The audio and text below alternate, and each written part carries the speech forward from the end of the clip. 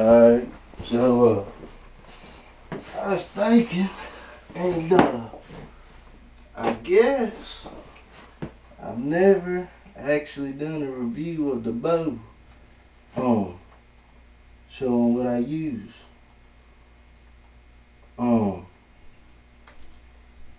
Not that you care or don't care or whatever, but I'd watch videos, archery videos, and I kind of like to be interested in what people like and what they don't like, and what works good, what doesn't.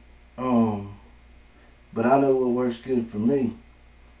So first off, I shoot a 2015 Hoyt Nitrum Turbo. It's a sweet shooting bow, and I shot a Carbon Spider Turbo last year, and it was a good bow, but it was just a little bit light for me, and it get windy, and it just kind of want to move side to side holding it. But this one feels real good holding it. Holds target real good, and these new turbo cams, man, they're sweet. But I guess after that, really got nowhere to set stuff right here. But I use a Trophy Ridge Light 1 quiver. It has the lights here for when you're coming in, going in the woods in the morning. A lot of times I go in there half an hour before light, or coming out after dark. And then it has the lights here, so you can see your broadheads good to get them back in there. And when I first got the quiver, I thought it looked good, and I like how it mounts on and off the bow real easy. And it's got a real nice quick detach.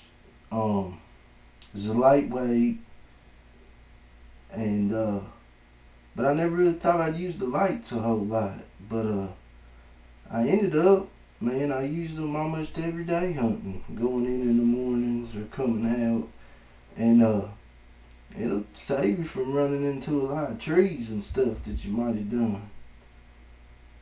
But actually, I've got right here a Hoyt, one of the Arrow Rack double grippers, and it's a good quiver, man. The only thing, it's lightweight, holds 6 arrows. The only thing I don't really like about it is the foam in it. I don't really like taking my broadheads in and out of foam. And I guess you could take it out, but I like the rubber in them better. This is just the open hood if you take it out. But nothing Hoyt makes I would call bad. I mean, it's still a good quiver. Actually on here, I don't like the quick detach as good neither. It like screws on and off. And I don't like it as good as the way the Trophy Ridge goes on and off the bow. But $119.98, if somebody wants it, actually they can have it for $80. But any less than that, I'll just keep it, cause it is a pretty good quiver, and hell, for any less than that, man, I just use it for backup or something. It's worth that to me. But for the most part, man, I'm gonna stick with the light one. It's and also this one don't have the lights. And a lot of people, they like tight spots. And I guess if you always keep hunting with your quiver on, it's a good quiver. It keeps your arrows really tight. But this thing keeps them plenty tight for me. And I usually take mine off when I'm in a tree stand. So it's got this loop here you can hang it with, which I like, which you don't even get on a tight spot, which I think they should at least have one, seeing how I think they cost $140 is what they cost usually. But it's a quiver. It's whatever you like. They make a bunch of good ones now. And then the second thing is I use an Easton Full Metal Jacket, 300 spine, 12 grains per inch. It's a 520 grain finished arrow. Use 125 grain NAP thunderheads, and I really like these things, man. They got these rubber bands in between them, so you can tighten them, and you can see there it's not quite tuned up with my fletchings, and you can tighten down more on these things with those bands, which you can't do with a lot of fixed broadheads. Something I like about them, makes them easy to tune. I use blazer wraps, 4-inch wild tiger wraps, blazer fletchings, wrap, fletch, cut, do my own arrows. I shoot a lot, so that's something you probably want to learn how to do. If you shoot a lot, it'll save you a lot of trips from the bow shop. Even though I'm there all the time anyway, I guess. So, but I like doing my own.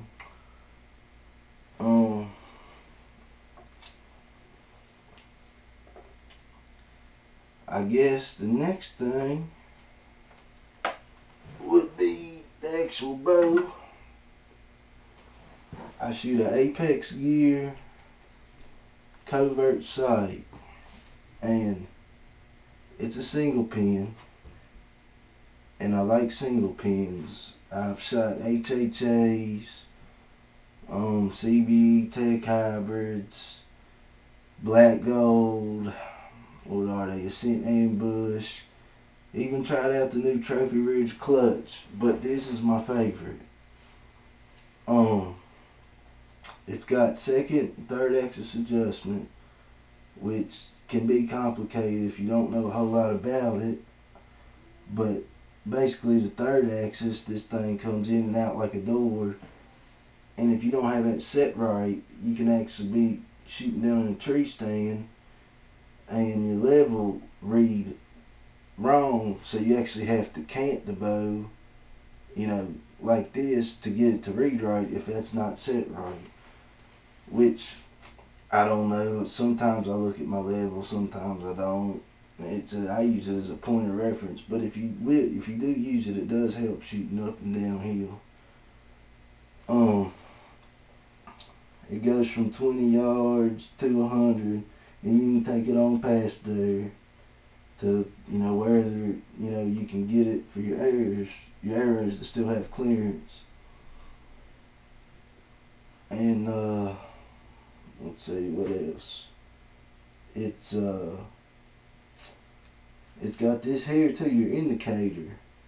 You can just move this. So say if you get a new D-loop tied on, and you put a level on the arrow and everything, sometimes it still throws them off just a little bit, even though it should be the same. You got it thinking in the same place, but it's not quite. And you could be shooting 20 yards and then this thing reads 23 yards. Well, you can just move this indicator back to 20, set it back.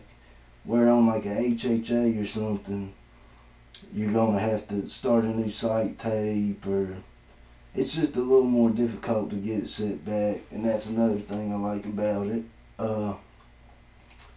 And I think this thing retails for about $150. This sight, you can usually get them cheaper a lot of places.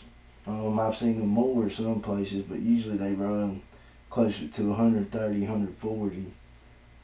And I guess you could find them on sale or something, maybe even less than that. But man, they're a hell of a sight for the money. And me personally, I shoot it good. I like looking at it. You can change the pin. It comes with a 10 thousandths or a 19 thousandths. I like to shoot a 10, and it's cool that it already comes with that, because a lot of sites, it's special order. A lot of places, they only carry the 19s. And you can change the colors of it. I always shoot green, but you can actually just slide this pin and change it from green, yellow, or red, whatever you want. But man, I picked this thing over $200, $300 sights. I shoot this thing all day. I love it. The next thing is I use a trophy taker, Smackdown Pro Rest, limb driven. Basically it's easy to tune. You pull back, your limbs bend, this thing comes up. You let the string go, it goes back down, and it's dependable. It's quiet, and it's basically all you can ask for in a rest. It's just a solid rest.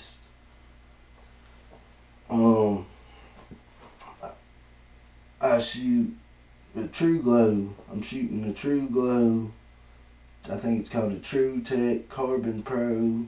It's 8-ounce stabilizer. Comes in Realtree Extra. Matched the bow real good. Looks pretty good on it. But the thing I like about this is a lot of stabilizers. I'd always use bee stingers because a lot of them, the weight wasn't really in the front, and they were basically just vibration dampening. Well, this one's got the 3-ounce adjustable weights, just like a bee stinger. It's carbon here, just like a bee stinger. So this thing really works, man. It balances out your bow good, and I think it looks pretty sweet. I mean, I like the way it looks better than the bee stinger, so that's why I went with this thing when I seen it. And it steadies the bow up real good for me. I shoot Vapor Trail strings, Vapor Trail VTX strings. These here are Hunter Green and Flow Orange. And the orange was actually brighter when I first put them on, but after you wax them a bunch of times, they're not going to be quite as bright, but they still look good. Hoyt makes decent strings, but I usually change my strings. I shoot Vapor Trails because I hunt a lot real cold, and these things, they don't stretch. And that VTX, I don't know exactly how they make them, but they protect way better. They hold up a lot better in the cold. They won't start fraying and stuff near as easy. And I put Vapor Trails on all my Hoyts. And I guess that's about it. That's about all that comes on the bow. Let's see here.